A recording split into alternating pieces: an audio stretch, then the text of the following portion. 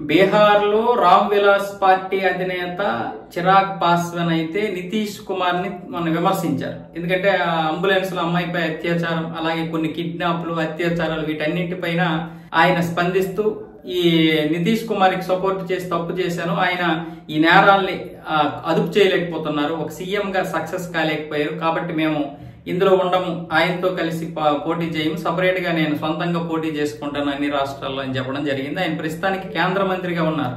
ఎందుకంటే రామ్ విలాస్ పార్టీకి కొన్ని సీట్లు వచ్చాయి కాబట్టి పార్లమెంట్ లో ఆయనకి కేంద్ర ప్రభుత్వం అయితే ఒక మంత్రి పదవి ఇవ్వడం జరిగింది. ఇప్పుడు ఎన్డీఏలో భాగస్వామిగా ఉంటూనే నితీష్ కుమార్ ని తిట్టడం వల్ల బీజేపీకి కూడా నష్టమే కదా. దానివల్ల ఆయన అయితే మళ్ళీ తన మాటను మార్చుకొని నితీష్ కుమారే సీఎం అవుతారు, నెక్స్ట్ ఆయనకే మా సపోర్ట్ అంటూ మళ్ళీ యూటర్న్ అయితే తీసుకున్నారు. ఇవన్నీ రాజకీయాల్లో కామనే. ఇప్పుడు అందులో ఒక ఎన్డీఏలో భాగస్వామిగా ఉంటూ ఏ విధంగా తిడతారు? ఖచ్చితంగా ఒకవేళ నితీష్ కుమార్ పాలన బాగోకపోతే ఖచ్చితంగా ఓట్ల రూపంలో ప్రజలు బుద్ధి చెబుతారు.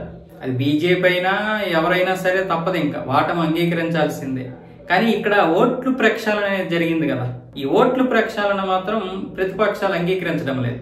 ఇప్పుడు ఆయన బాగా చేయలేదన్నప్పుడు బాగానే ఉన్నారు, వీళ్ళందరూ స్పందించారు. మరి అలాగే ప్రక్షాళన జరుగుతున్నప్పుడు కూడా అదే విధంగా స్పందించాలి కదా. నితీష్ కుమార్ పరిపాలన బాగోలేదని రామ్ విలాస్ పార్టీ అధినేత ఆయన పేరు చిరాగ్ పాస్వాన్ అన్నప్పుడు బాగానే స్పందించినప్పుడు మరి ఓట్లు ప్రక్షాళన కూడా అదే జరుగుతుంది కదా. ప్రక్షాళన ఎందుకు అంగీకరించలేదంటే వీళ్ళు ఓట్ల కోసం ఇవన్నీ రాజకీయం చేస్తున్నారు. ఈ ఓట్లే బలం. ఇప్పుడు అక్కడ ఈ ఆర్జేడీ గెలిపించాలంటే ఓట్లే ప్రధానం అన్నమాట. ఈ ఓట్లతోటి ఇప్పుడేమొచ్చేసి వాళ్ళు చాలా పెద్ద రాద్ధాంతం చేస్తున్నారు. ఎస్ఐఆర్ నేమొచ్చేసి రద్దు చేయాలంటున్నారు. కానీ ఈసీ ఒప్పుకోవడం లేదు. ఈసీ ఒప్పుకుంటే గనక వాళ్ళు ఖచ్చితంగా గెలుస్తారు. ఇప్పుడు ఇది సుప్రీంకోర్టులో కూడా ఉంది. దీని మీద ఇప్పుడు వాయిదా కూడా వేశారు. ఆల్రెడీ దీని మీద ఒక డిస్కషన్ నడిచింది కాబట్టి ఎస్ఐఆర్ ని మాత్రం రద్దు చేసే ప్రసక్తి అయితే ఉండదు.